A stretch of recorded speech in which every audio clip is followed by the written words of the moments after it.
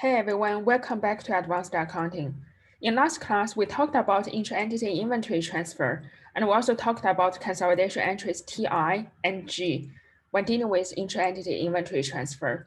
In this class, we're going to start talking about consolidation entry star G, and then we're going to finish talk about intra-entity inventory transfer. So what is consolidation entry star G? The star here, you may notice something which is similar to something what we mentioned before. What is it?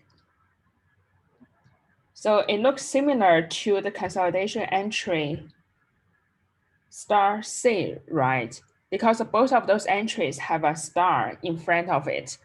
In general, whenever we have an entry which have star in front of it, it just means that the entry deals with the transaction that happened in the previous years. So that is usually what star is for. So in this case, the consolidation entry star G, basically the purpose is to deal with the transaction, the intra-entity transaction, which happened in the previous year. So for example, if the intra-entity transaction happened in year one, and in year one, we would have TI entry and G entry. And then for the same transaction in year two, so it's not over yet. In year two, we need to make another journal entry, which is star G entry for the same transaction. And what is the purpose of this star G entry? So we know that TI and G entry, we have mentioned about it before, but here I'm just going to go over this thing again. So when we do consolidation, we take the parent's book, and then we take the subsidiary's book, and then we have a list of consolidation entries. So those consolidation entries are made on the consolidation worksheet. Those entries are not on the parent book. They are not on the subsidiary's book neither. They are done on the consolidation worksheet. And then we're going to have consolidated total numbers. And those consolidated total numbers are what investors finally, what investors say. So, and then if this is year one, in year two, parent just keep doing its book. So whatever is done in year two, it is based on what was done in year one. So there's some continuity on the parent book. The same as the subsidiary's book. Subsidiary just keep doing its own book. So what is done on subsidiary's book on year two is based on what is done on year one. However, this worksheet, so in year two, we're going to have a new worksheet. But this worksheet it just start from scratch again. We start from a new worksheet. So whatever is done in year one's worksheet, it is not automatically carried to your future worksheets. And then, so here is the problem now.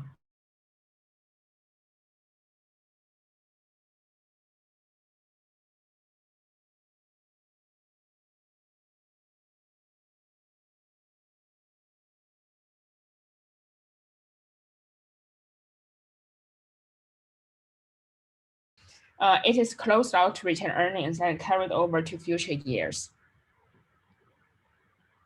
However, on the consolidation worksheet on year one, some of the consolidation entries, they may have some income statement effect. For example, consolidation entry TI do not have any income statement effect, but consolidation entry G, it does have income statement effect in the sense that it is trying to bring down the profit of the firm because the profit is overstated, so we need to bring it down by debit cost of goods sold through consolidation entry G.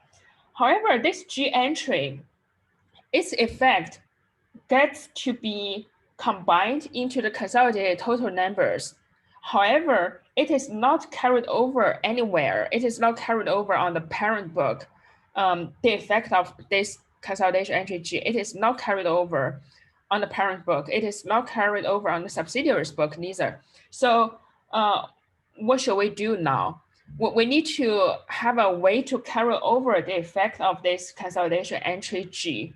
And then what we do here is to use entry star G to carry over the effect of consolidation entry G. So this is actually the first purpose of consolidation entry star G, to eliminate unrealized profit from beginning figures, which in other words is just to carry over the effect of, so TI, we don't need to carry it over, but it's mainly to carry over the income statement effect of consolidation entry G to subsequent year.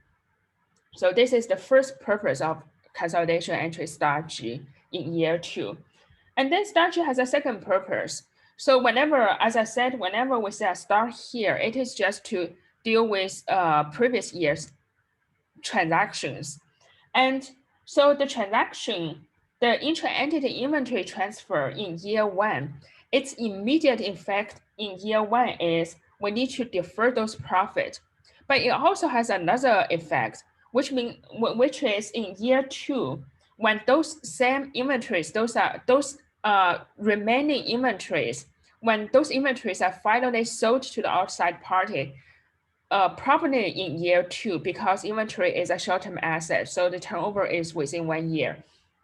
So when those same remaining inventory is finally sold to outside parties, this is, we view it as the same we view it as related to the same event. And then, so when those inventories are finally sold, we need to reverse back those deferred profit. And that is dealt with in consolidation entry star G as well. So to recognize previous unrealized profit in the period in which the profit is earned, which is, we just assume it is in year 2 because of this one year, like turnover of the inventory. So as for the journal entry, the journal entry for star G is, under most of the situations, we debit retained earning for the seller and credit cost of goods sold. And then there's a specific situation, which is if it is downstream and the parent use the equity method, then we need to debit investment account and credit cost of goods sold.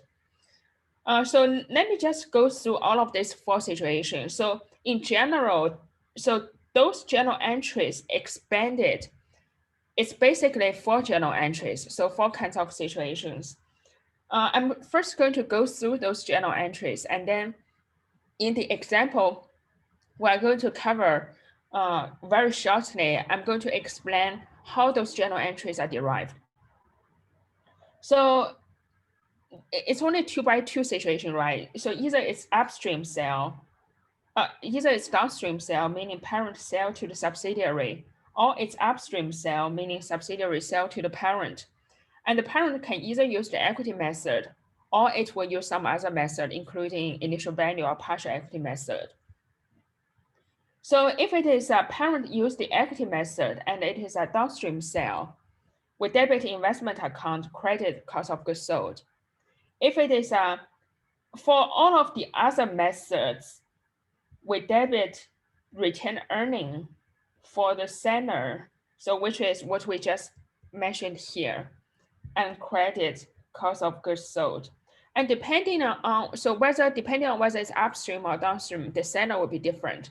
If it is a downstream sale, the seller will be the parent, and versus if it is upstream sale, the seller will be the subsidiary. So those are the general entries. And then now let's look at an example, example 4. And when I talk about this example, we're going to talk about the reasoning of those journal entries. So example 4, that is a continuous. If you remember what we covered the example 3, it continues from example 3. In example 3, parent sell to the subsidiary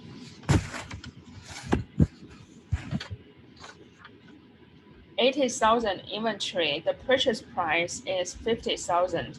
Subsidiary sold 60,000, and another 20,000 remain within the firm. So that was what we covered in example 3. And then in the following year, so suppose this is year 1. In year 2, subsidiary sold the remaining 20,000 for 25,000.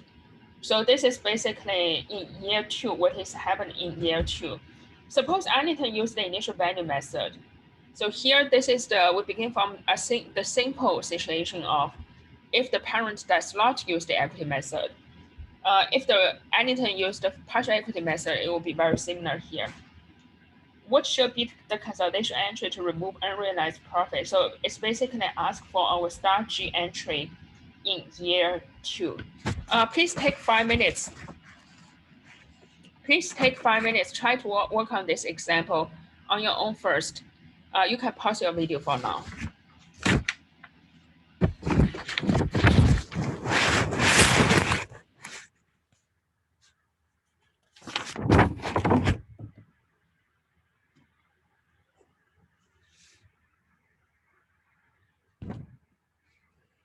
So what is your entry star G?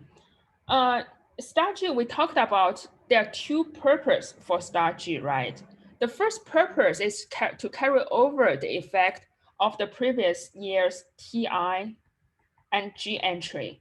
And we know that TI does not have any income statement effect. So there's no effect we need to really carry it over. So the only item we need to deal with is the effect of entry G. And what is entry G in year 1? If you recall from what we mentioned in last class, what was your entry G? So entry G was to debit cost of goods sold for 7.5 thousand, credit inventory for 7.5 thousand, right? And then to carry over the effect of your entry G, if it is in the later year, so at the end of the year, all of the income statement items are going to be closed out to retain earning. So when we adjust the balance at the beginning of the next year, we cannot really go back. Anything we adjust, we recorded our income statement will be the current year income. So it won't represent the previous year's income. And so in star G entry, what we need to do is we just need to carry over the effect of the previous G entry, which has already been closed out into retained earning. So all of the income statement item in this situation, the cost of goods sold, we just replace it with retained earning to carry over the effect. So we debit retained earning at the beginning of the year. And then in this situation, the seller is the parent. So for Arlington, for 7.5 thousand, and credit inventory for 7.5 thousand. So this is the first purpose of the entry star G. And the second purpose is just to reverse the effect of entry G, because the assumption here is in year 2, the subsidiary Zircon is able to sell the remaining 20,000 to the outside party. So we defer the profit associated with this 20,000 in year 1, and that deferred profit can be reversed in year 2. And how do we reverse it? We just reverse this entry G. So which is to debit inventory 7.5 thousand and to credit cost of goods sold for 7.5 thousand. And your entry star G is the combination of these 2 entries. So in these 2 entries, inventory cancel out. And what we end up having is to debit retained earning at the beginning of the year for the seller, which is Arlington, for 7.5 thousand, and credit cost of goods sold for 7.5 thousand. So this is how you get, so this is the situation of this one. So this is how you get this consolidation entry. And then similarly, you can derive this entry. It's just the seller is different. And you can also derive this entry. Yeah, so it's very similar. But another thing, so what is a little bit special is, what if the parent is using the equity method? So subsequent sale of inventory, what if it is a downstream situation? The parent is using the equity method. I'm going to give you 5 minutes and please try to write out this consolidation on your own first. You can pause your video for now.